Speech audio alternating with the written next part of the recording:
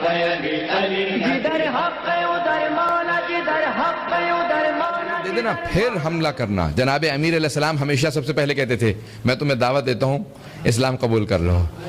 جب میدان احد تھا، یہاں پہ سنیں گے جملے کو پیش کر رہا ہوں، لہٰذا ابتدائی ذہن میں ہو سب کے، میدان احد تھا، جناب امیر کی تلوار تھی، اکیلے پورے لشکر کو روکتے تھے. لوہے کی تلوار ہوتی ہے نا، اب تلوار لوہے کی تھی، مولا کا بازو ویسا ہی رکا تھا، تلوار لوہے کی تھی، لوہا ٹوٹ گیا کیونکہ ایک تلوار سے پورے لشکر کو روکا تھا. توجہ، مولا کی تلوار کے ٹوٹ جانے پہ اللہ نے ذوالفقار نازل کی.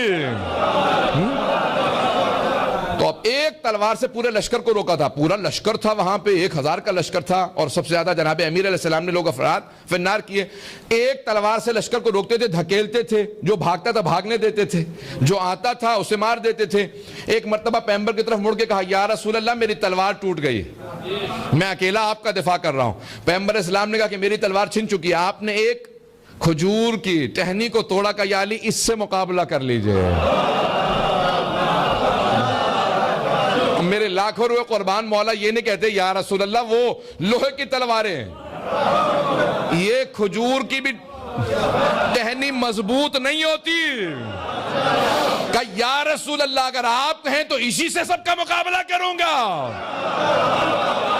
میرے مولا نے مقابلہ شروع کیا، وہ ٹہنی ٹوٹ گئی، پھر پلٹ کے دیکھا تو جناب ختمی مرتبہ نے کہا یا علی ایک اور ٹہنی لے لیجئے. جب تیسری مرتبہ کہا تو اس وقت خدا نے کہا اے جبرائیل ذرا جنت سے ذوالفقار لے. وہاں سے نزول شروع ہوا.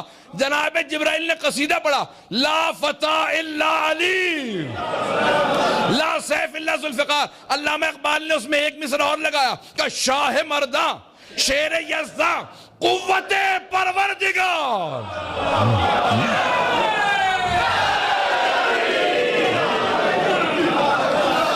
اردو کا بھی شعر سن لیجئے علامہ اقبال کا. فرماتے ہیں کہ کافر ہو تو شمشیر پہ کرتا ہے بھروسہ، مومن ہو تو بے تیغ بھی لڑتا ہے سپاہی.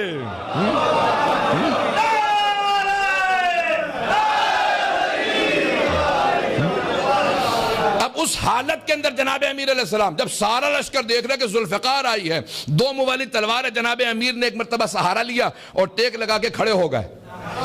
پسینہ بہ رہا تھا، چہرے پہ امیر المومنین اپنا امامہ کھول لیتے تھے اور اپنا جس طرح سے آپ لوگ ایک نقاب لینا، صرف آنکھیں نظر آ رہی ہوتی تھی. پوچھتے تھے یا علی آپ چہرے پہ نقاب کیوں لیتے ہیں؟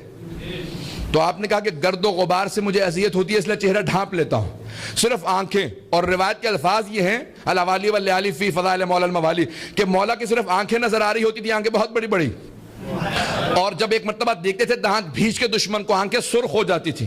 جو آنکھیں دیکھتا تھا اس کا پتا پانی ہو جاتا تھا. صرف دیکھتے تھے. ایک مرتبہ شیر کی نگاہ ایسی ہوتی ہے بکری کا دل پھٹ جاتا. تو انداز جناب امیر علیہ السلام کا ایسا تھا کہ دیکھتے تھے. اب آپ اپنے اسی ذوالفقار پہ ٹیک لگائے کھڑے ہیں. جملے کو سنیں گے جہاد ابتدائی ذہن میں رہے. مولا نے ٹیک لگا رکھی ہے اور پسینہ بہ رہا ہے، اپنے پسینے کو صاف کر رہے ہیں. کوئی آدمی پشت سے خنجر لیا آ رہا ہے کہ میں علی کی پشت میں خنجر مار دوں گا. بس خنجر لیا آ رہا تھا لیکن ہاتھ پاؤں کانپ رہے تھے کہ سامنے حیدر ہے، سامنے حیدر ہے. اب سب کہہ رہے ہیں کہ علی کی تیری طرف پشت ہے، لیکن اصول کافی کی روایت ہے. جب صحابہ نے کہا یا رسول خدا یہ جو آپ بار بار ٹوکتے ہیں کہ تو مجھ سے پہلے رکوع میں چلا گیا تھا، تو سجدہ مجھ سے پہلے کیوں کر لیتا؟ آپ کا رخ قبلے کی طرف ہوتا، ہماری طرف پشت ہوتی ہے. یہ آپ کو پتا کیسے چلتا ہے ہم میں سے کون کون پہلے رکوع میں گیا؟ نہیں.